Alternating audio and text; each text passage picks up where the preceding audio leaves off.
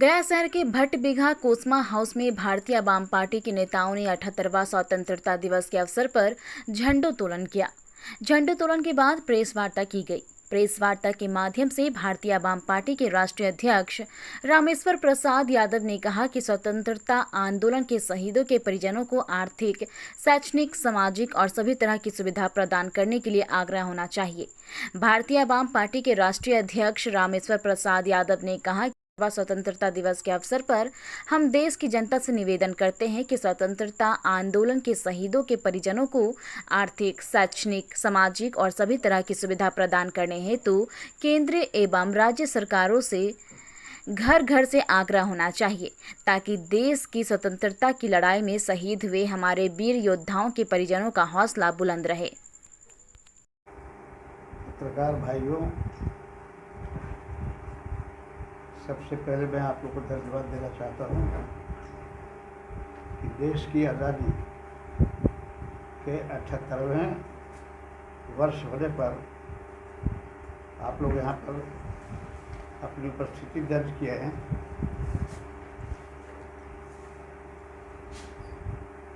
कई एक वर्षों से मैं ये देखता हूँ अपनी आँखों से, स्वतंत्रता दिवस आया या गणतंत्र दिवस आया तो शहर के इलाका और आसपास के इलाका उधर थोड़ा चल गए थे। बड़ा झंडा, छोटा झंडा, स्वतंत्र भारत हो गया, इसकी खुशी मिलने घूम रहे हैं। अच्छी बात है, लेकिन इससे काम चलने वाला नहीं है। देश को अगर सही आज़ाद देखना चाहते हैं तो उन्हें याद करना है जिनकी कुर्बानी ने हमारे देश को आज़ाद किया। उनको याद करने से भी काम नहीं चलेगा। देशवासियों को और खासकर राज्य सरकारों को, केंद्र सरकार को यह देखना है कि जिसकी कुर्बानी ने हम सबको आज़ाद किया, वो कुर्बान देने वाले के परिजन का हालत क्या है। हमको लगता है कि इस और किन्हीं का कोई ध्यान नहीं। हमारे एक से एक शहीद के परिजन खाने को मुहताज हैं। हम हाथ जोड़ के उन सभी झंडाधारियों और देश के एक एक आदमियों से आग्रह करना चाहता हूँ कि कुर्बानी देने वाले, शहीद होने वाले के परिजनों का क्या हाल है, सरकार एक एक को निरीक्षण करा के और उनके चहुमुखी विकास के काम करे, तब समझेंगे कि देश आज़ाद है और आज़ाद देश के लोग सही आज़ादी को याद कर रहे हैं। उपस्थित मीडिया के भाइयों और हमारी पार्टी भारतीय आवाम पार्टी के सभी पदाधिकारीगण,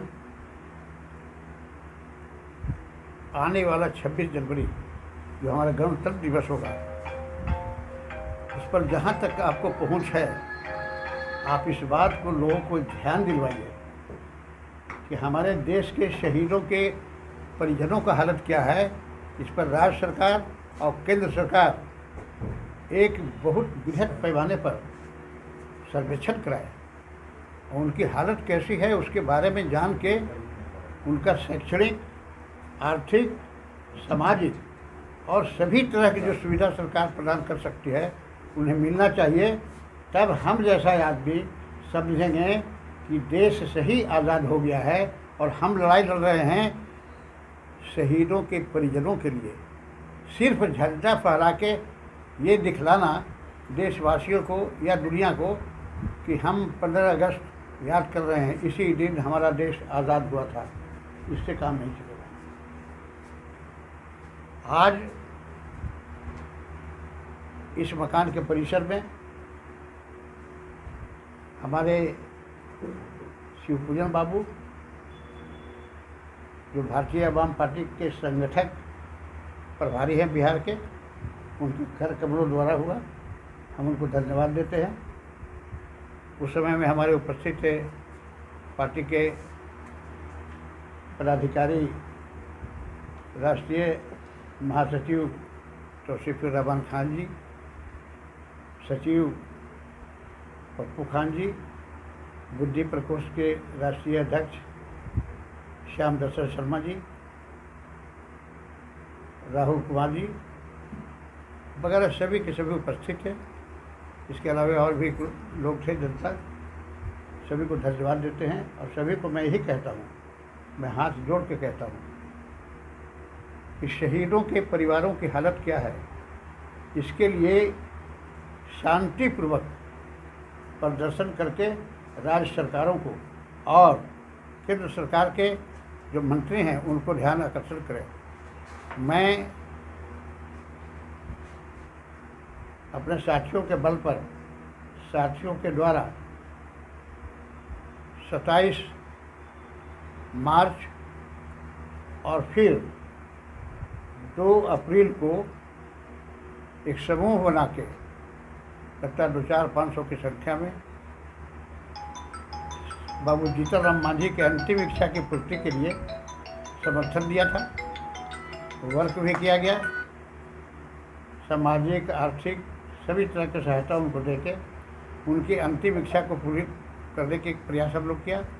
और आप लोग का प्रयास ने, जनता के आशीर्वाद से वो सांसद तो हुए, एक बड़ी अच्छी अंतिम इच्छा की पूर्ति भी हो गई कि केंद्र में वो सरकार बने।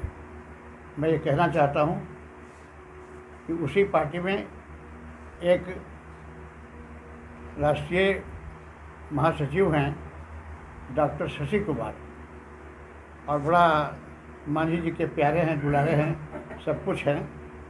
उनके घरेलू डॉक्टर भी हैं।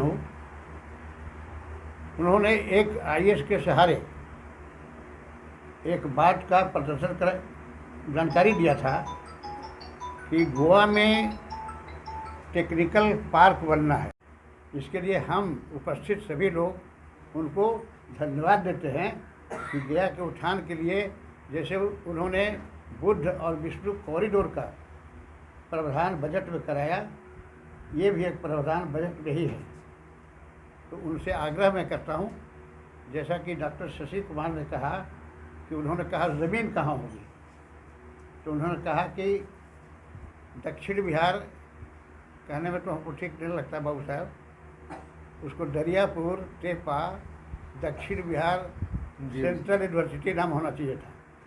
तो हुआ नहीं। हम लोग प्रयास करेंगे कि बने, क्योंकि दरियापुर टेपा के छाती पर ही वो बना हुआ है, तो एक नाम तो रोशन हो।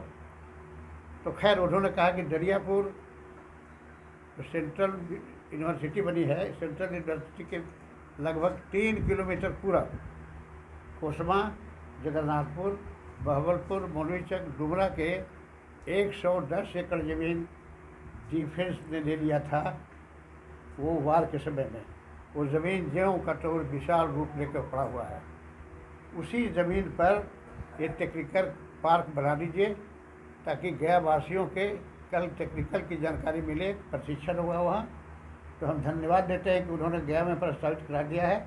और आज की बैठक से मैं आग्रह करता हूँ माननीय मंत्री बाबू जीतन राम मांझी जी को कि इस प्रस्ताव को वहाँ इम्प्लीमेंट कराएं। कोसमा जगन्नाथपुर पहाड़ी के बगल में गया टिकारी रोड से जस्ट उत्तर की तरफ ये ज़मीन अवस्थित है।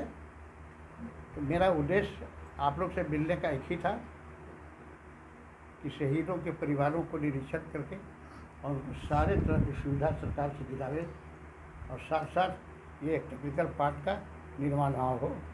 ये हमारी कामना है। हमारी पार्टी का भी ये ध्येय है कि हाँ वहाँ बने।